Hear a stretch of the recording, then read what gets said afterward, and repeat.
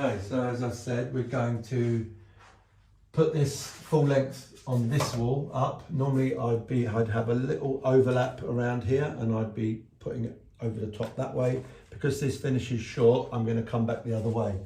So I'm going to lift this paper up as we've said. I'm going to get the pattern right first. First things first is match our pattern. Let's bring it down the wall slightly. Okay, there's our pattern matched. So then I need to just lift up this bit of paper away from the wall, and I'm going to tuck this one in first. So our paper goes in there, this one drops on top, and our pattern is matched. All I have to do after that is to double check that this paper, really importantly again, my laser level on there, or my spirit level, and just make sure this right hand edge is nice and level, which it is, because that's going to determine how our paper goes left to right.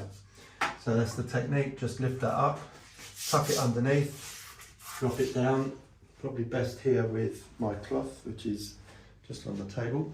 Just bear with me. So into the corner, it's nice to use the cloth, and you're pushing the paper in and you're taking away any excess paste at the same time. Once I cut away our top, so I'll trim this length up and then I'll show you what we do under the window.